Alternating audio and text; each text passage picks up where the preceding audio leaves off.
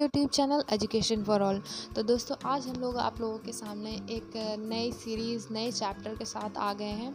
तो हम लोग यहाँ से पढ़ने वाले हैं क्लास 11th का इंग्लिश का जो भी कोर्स है वो पढ़ेंगे इसमें। तो जो इंग्लिश का जो आप लोग की बुक है हॉर्नबिल, उसका आज हम लोग first chapter the portrait of a lady cover करने वाले हैं। तो चलिए तो फ्रेंड्स स्टार्ट करते हैं आज का chapter. The portrait of a lady is written by Khushwant Singh. In the portrait of lady, मैं आपको इसको हिंदी और इंग्लिश दोनों में समझाऊंगी। तो आप लोगों को सिर्फ और सिर्फ कहानी सुननी है और आप लोगों को सब कुछ अच्छे से याद हो जाएगा कि कहानी में क्या है।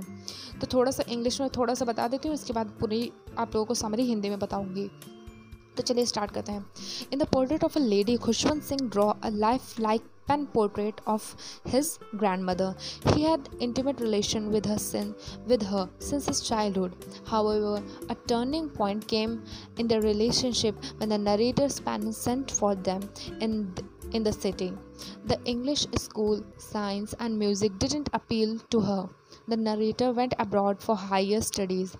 His arrival after 5 years from abroad was an occasion of celebration. The old lady was tired herself and fell ill. Her death was mourned not only by narrator's family but also by the sparrows. She used to feed them regularly in the afternoon while living in the city.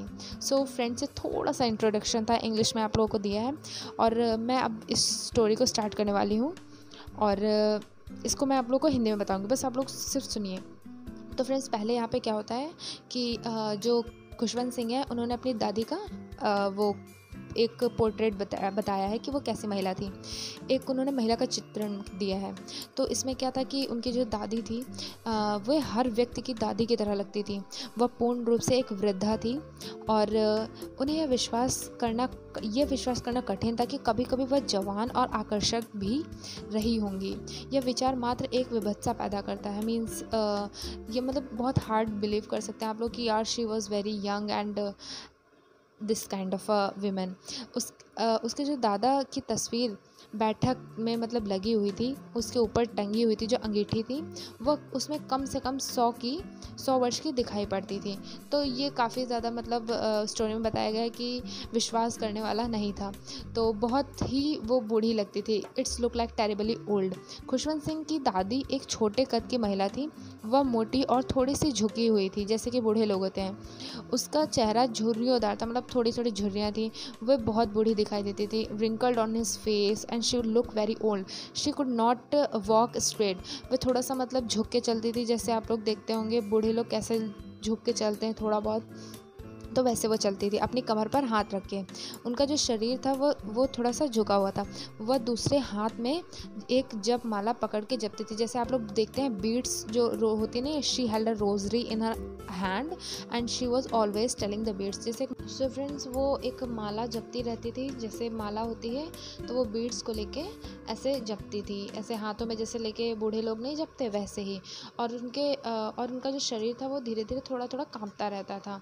वो हमेशा मतलब थोड़ा बहुत हिलती थी, ठीक है, हिलती रहती थी। मतलब आप लोग ये समझ सकते हैं जैसे बूढ़े लोग नहीं होते वैसे वो थी।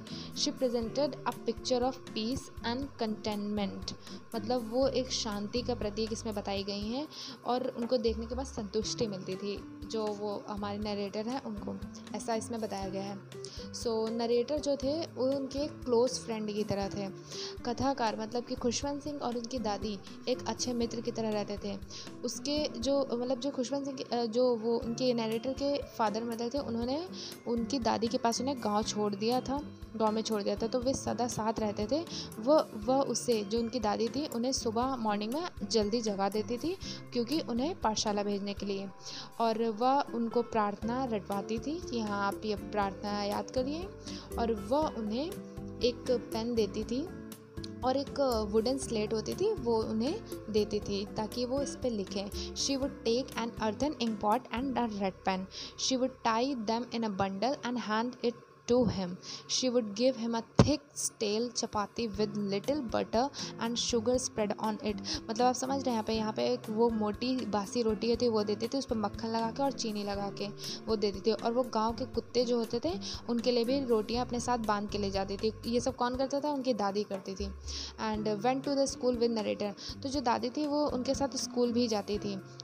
वो हमेशा मतलब उनकी पाठशाला जाती थी और वो वहाँ जो स्कूल था वहाँ पे मंदिर से, वहाँ के जो मंदिर था उससे जुड़ी हुई थी। पुजारी बच्चों को वहाँ वर्णमाला के अक्षर और काफ़ी सारी चीज़ें वहाँ पे मॉर्निंग में सिखाते थे, मॉर्निंग प्रेयर्स सिखाते थे। The children sat in a row either side of veranda, they sang the alphabet and prayer in a chorus. मतलब वहाँ पे वो लोग जो वर्णमाला, जैसे हम लोग ABCD आप लोगों को सिंगिंग करके पढ़ाते हैं, वैसे ही वहाँ पे पढ़ाया जाता था। और वहाँ पे जो धार्मिक पुस्तकें होती थी, रिलीजियस बुक्स, वो भी वहाँ पे उस टाइम पे पढ़ाई जाती थी, होली बुक्स आप लोग समझ सकते हैं। और जो वहाँ पे गांव के कुत्ते मंदिर के द्वार पर इकट्ठे हो जाते थे, वहाँ पे मतलब आ जाते थे, वहाँ पे खड़े हो जाते थे। उनके लिए फेंकी गई रोटियाँ जो थी वो उसका वेट करते थे कि कब उनकी दादी वो उनको रोटियां देंगे उन कुत्तों को, तो वो कब आके झपट के ले लेंगे। So a turning point in their relationship. तो जो कथाकार थे, मतलब जो नरेटर थे, उनकी दादी के बीच में क्या टर्निंग पॉइंट था उनके रिलेशनशिप में आया। एक दिन जो नरेटर थे उनके माँ बाप ने उन्हें शहर में बुला लिया। यह उनकी मित्रता में एक ऐसा मतलब टर्निंग पॉइंट आप लोग सोचते थे, एक टर्निंग पॉइंट था। वे एक ही कमरे में रहते थे। उसकी दादी अब उसके साथ पाठशाला नहीं जा सकती थी क्योंकि अब वो जो नरेटर थे वो शहर जा चुके थे। अब जो नरेटर थे एक मोटर बस में सवार होकर एक अंग्रेजी पाठशाला में पढ़ने जाता था। गलियों में कुत्ते नहीं थे। दादी ने चिड़ियों को खिलाना शुरू कर दिया। सालों बीतते गए। दादी और उसका पोता अब एक दूसरे से कम मिलते थे। उसने कथाकार से पूछा कि उसे स्कूल में क्या पढ़ाया जाता था। उसने बताया कि उसे विज्ञान और संगीत पढ़ाया जाता था। वह अंग्रेजी और विज्ञान से घृणा करती थी। मतलब जो उनकी दादी थी उन्हें इंग्लिश और साइंस बिल्कुल नहीं पसंद थी। वह ये सोच कर उदास हो जाती थी कि वहाँ नए स्कूल में ईश्वर और धार्मिक ग्रंथों की शिक्षा नहीं दी जाती होगी। मतलब जो नरेटर है उनको शायद ये शिक्षा नहीं मिलती होगी। उसे पाठशाला में संगीत की शिक्षा दिया जाना पसंद नहीं था। उसके अनुसार संगीत के संबंध जो थे वो एक डिफरेंट टाइप ऑफ उनके हिसाब से मतलब ये अच्छा नहीं था। वह केवल ये समझते थे कि जो ये संगीत वगैरह है ये सिर्फ उन लोगों के लिए, she didn't like music because she was thinking that music is just for levied association, it was good only for the prostitute and beggars. वो मतलब उनकी दादी का ये मानना था कि जो लोग गाना गाते हैं, जो लोग ऐसे नाच वाच करते हैं, ये सिर्फ भिखारियों और उन लोगों के लिए होता है जो बैगर्स थे और जो प्रोस्टिट्यूट थे। The bond of friendship is broken. तो जो बॉन्ड था वो टूट गया। कैसे टूटा आप देखते हैं। कथाकार विश्वविद्यालय गया, मतलब यूनिवर्सिटी में उनका एडमिशन हो गया। उसे एक अलग कमरा दे दिया गया। उनकी मित्रता का आपसी संबंध टूट गया। दादी ने अपने एकांत को खामोशी में स्वीकार कर लिया।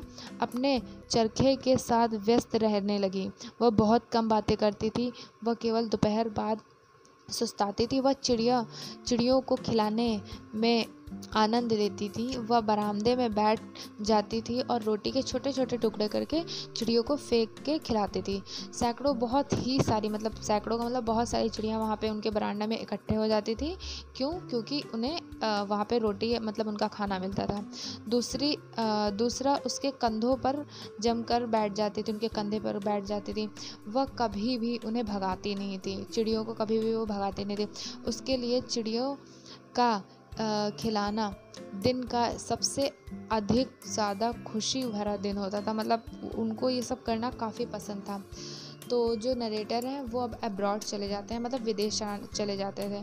तो अपनी उच्च शिक्षा प्राप्त करने के लिए, मतलब हायर स्टडीज़ के लिए वो चले जाते हैं। तो इससे दादी ज़्यादा परेशान नहीं हुई थी क्योंकि वह रेलवे स्टेशन पर उसे छोड़ने गई थी और वो काफ़ी मतलब भावुक इतना ज़्यादा नहीं दिखाई दी क्योंकि वो पहले भी अब थोड़ा उनसे दूर रह चुकी थी। उसने चुपचाप उसके माथे को मतलब she kissed on his forehead and the narrator thought that it was the last sign of physical contact between them। और नरेटर ने उसी टाइम अपनी दादी को आखिरी बार देखा था। And the home coming of her grand son celebrated. कथाकार जो मतलब नरेटर थे वो 5 वर्षों बाद अपने घर लौटा, अब्रॉड जाने के बाद 5। तो दादी एक दिन भी और अधिक बूढ़ी दिखाई नहीं दी, मतलब ज़्यादा बूढ़ी जैसी थी वैसे ही दिखाई देती। शाम को उसमें एक परिवर्तन आ गया। उन्होंने मतलब प्रार्थना नहीं की। उसने पड़ोसी की सारी औरतों को इकट्ठा कर लिया। उसने एक पुराना गाना ढोल पर बजाया और वो गीत गाने लगी। वह कई घंटों तक उस पुराने ढोल को बजाती रही। वह योद्धा के वापसी घर आने के मतलब उस टाइप का गीत था, जैसे उनका पोता वापस आया था तो उस टाइप का गीत गा रही थी। उन्हें उसे रोकने के लिए मनाना पड़ा। गाना और ढोल बजाना उसे थका सकता था। पहली बार उसने प्रार्थना नहीं की। तो it was the first time when her grandmother didn't pray. तो अब देखते हैं जो लास्ट है हमारा द ग्रैंड मदर्स डेथ। अगली सुबह वह बीमार पड़ गई। उसने घोषणा की, मतलब नरेटर की, उनका अंत उन्होंने कहा, उनकी दादी ने, कि शायद उनका अंत नज़दीक आ गया है। वह उनसे बात करने में और अधिक समय बर्बाद करना नहीं चाहती थी। वह चुपचाप बिस्तर पर लेटी रही। वह प्रार्थना करती और मनकों को फेरती। मनकों मीन्स वही जो माला जपते हैं वही। फिर उसके बाद उनकी होंठें हिलना बंद हो गई और उनकी उंगलियां जो थी हिल रही थी वो भी बंद हो गई और माला वैसे ही लटकी रह गई। और फिर उसके बाद मृत शरीर, जो उनकी डेड बॉडी थी, उसको लाल कपड़े से ढक दिया गया। जो मॉर्निंग बाय स्पैरोज, शाम का समय हो गया था, सूर्य अस्त हो रहा था। वे लकड़ी की एक अर्थी लाए। वे आंगन में आधे रास्ते आकर रुक गए। हजारों चिड़ियाँ उसके मृत शरीर के समीप बैठी थी। जिन चिड़ियों को उनकी दादी खाना देती थी वो चिड़िया उनके आसपास आकर बैठ गई। उन्होंने चहचहाट बिल्कुल नहीं की, मतलब जो चिरपिंग करती हैं वो उन्होंने बिल्कुल भी नहीं की। हर एक चिड़ियों के लिए अफसोस का दिन था वो। कहानीकार की माँ रोटी लाई और उसे छोटे छोटे टुकड़े में तोड़ दिया। उसने वे टुकड़े उनके सामने फेंक दिए। पक्षियों ने इस ओर कोई ध्यान नहीं दिया। जब वे उसके मृत शरीर को बाहर ले गए, चिड़िया चुपचाप उड़ गई और ये कहानी यहीं पे एंड हो गई। तो फ्रेंड्स, ये थी आपकी कहानी a portrait of a lady. So friends, I hope आप लोगों को ये कहानी समझ में आ गई होगी। और अगर आप लोग को इसके क्वेश्चन आंसर चाहिए तो आप लोग मुझे कमेंट करके ज़रूर बताइएगा और मैं आप लोगों को इसके क्वेश्चन आंसर भी प्रोवाइड करने की कोशिश करूँ। सो फ्रेंड्स, अगर आप लोगों को ये वीडियो अच्छी लगी तो हमारे वीडियो को लाइक करिएगा और हमारे चैनल को सब्सक्राइब करिएगा। तब तक के लिए अपना ध्यान रखिएगा। Thank you.